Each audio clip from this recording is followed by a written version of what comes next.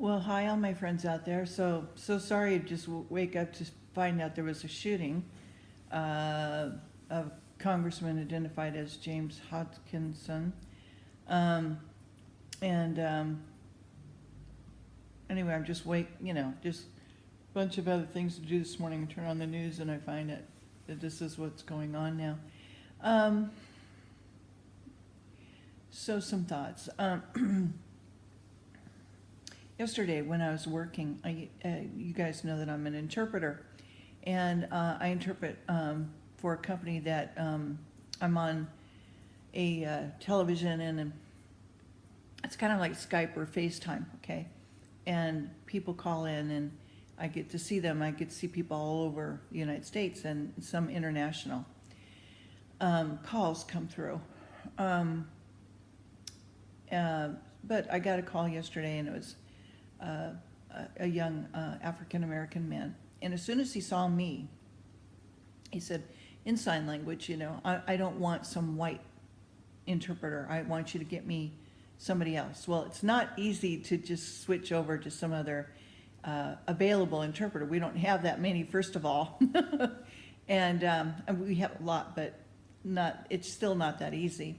And I could see that he was really agitated and stuff, and so I started to engage him a little bit, and I got him laughing, which was great, and and we come to find out we're from the same area, same state, we're both Southern Californians, and so there was some camaraderie there, and some love exchange finally, right? And that's the key, the love, okay? And so he was laughing and stuff, and so I said, "You still want to switch?" And he was like, "Yeah, I guess so, but it was nice chatting with you." And so that's what we have to do, it's baby steps, yeah, and it's little by little. And then the other thing that was kind of cool that happened yesterday is my wife and I, she was in town for a meeting, so she was way away from, she was out of town actually, out of Ventura. She was in Los Angeles, and I work in close by there, not too far away. And so anyway, we both of us did want to do dinner, so we decided to go out.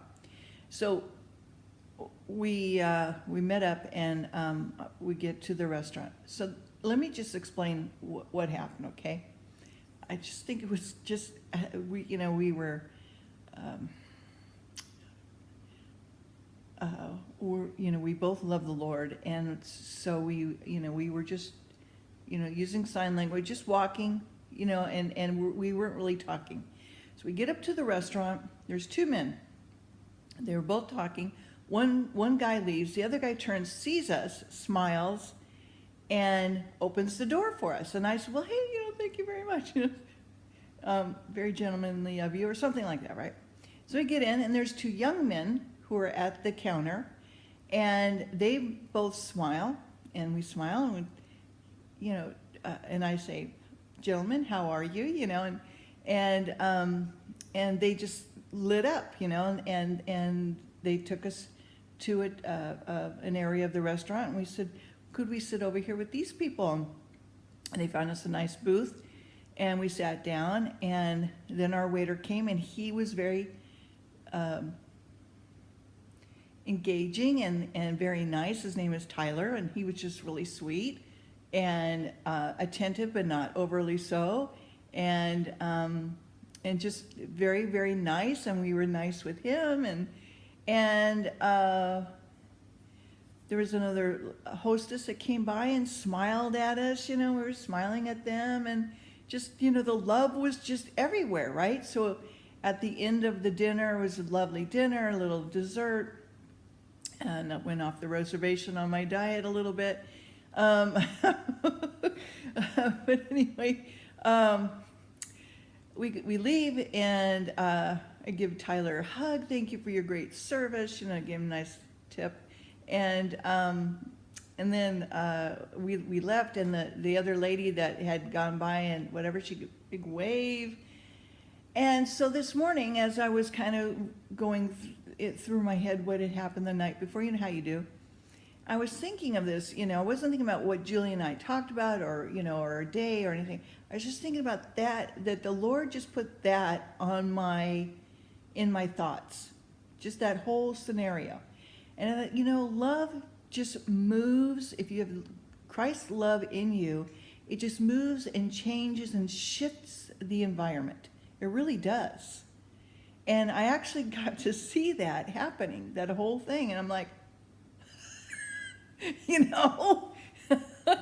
because sometimes we're just not in tune with that sort of thing. But, the Lord and the Holy Spirit does work through and changes things, right? And the Holy Spirit is sent by the Lord, okay? And it is sent through, from Jesus, from God, to us, and through us, to other people. So anyway, in light of what's going on in the country, each of us have to reach out, be loving, put aside political whatever's going on, and reach out to those people with love and understanding. And it doesn't always work the first time, but just, a smile, a concern. Hey, I see you. I care about you. What's up? I try to do that at work. And anyway, I just think that that's putting God's love out there, being adult, talking, and what have you. I'm also, I have told you guys, I'm kind of looking into the Swedenborg thing, and I've been talking to Curtis via email, through, the Google, through the YouTube thing, because I don't understand some stuff, because he was saying you can't take the Bible literally and stuff like that. Well, he cleared it up for me, and he said that you do read the Bible literally at first, but there's deeper meaning that the Lord has given over the Bible, and that was shared with Swedenborg, and there's deeper spiritual meaning in especially the first 5 books, and the Tanakh, if you will, or the Pentateuch, and so anyway, if you guys want to check that out for yourself, for me it's a little deep, and I'm not used to it, so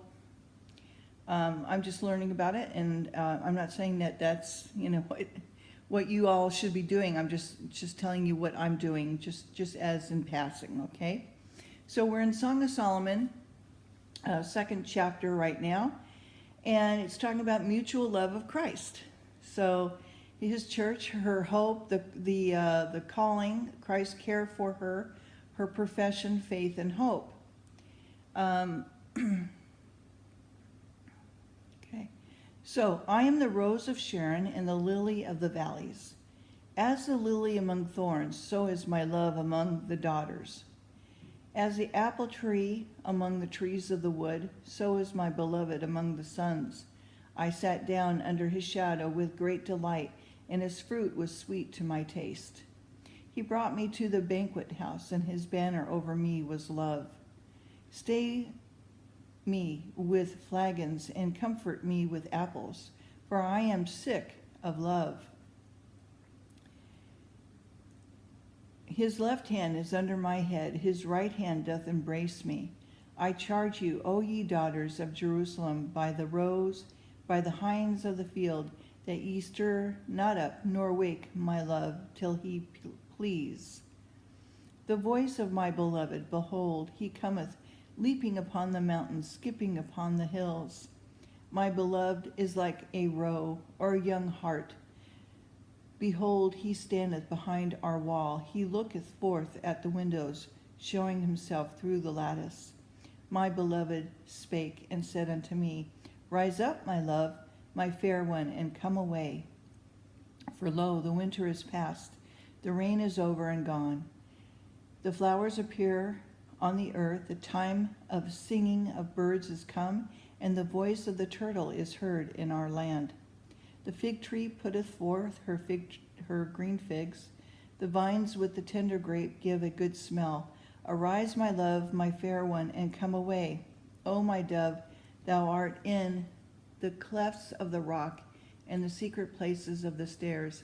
Let me see thy countenance, let me hear thy voice, for sweet is thy love, and thy countenance is comely. Take us the foxes, the little foxes that spoil the vines, for our vines have tender grapes. My beloved is mine, and I am his. He feedeth among the lilies. Until the day break and the shadow flee away, turn, my beloved, and thou be like a roe or a young hart upon the mountains of Bether. Chapter 3. By night on my bed I sought him whom my soul loveth. I sought him, and I found him not. I will rise now and go about the city, into the streets, into the broad ways. I will seek him whom my soul loveth. I sought him, and I found him not. The watchman that goeth about the city found me, to whom I said, Show him whom my soul loveth.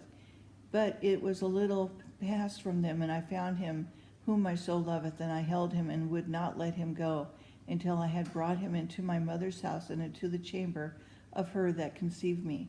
I charge you, O you daughters of Jerusalem, by the roes and by the hinds of the field, that you stir not up, nor wake my love until he please.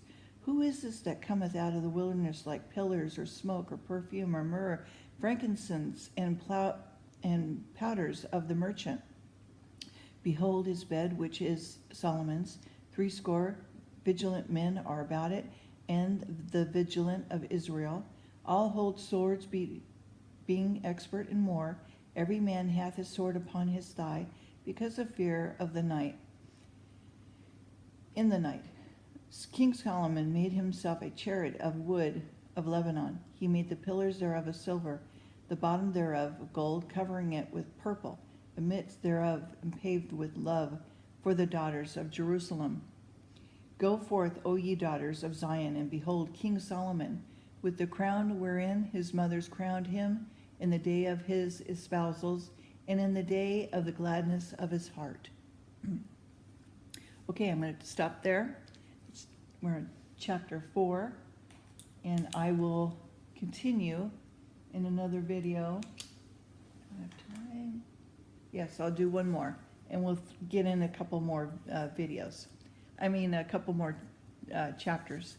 All right, take care, my friends, and prayers out to the families of loved ones who are injured and those who are lost. And who are hurt. And my prayers are continuing for you. And I hope you keep me in your prayers as well. Okay, take care. Bye-bye.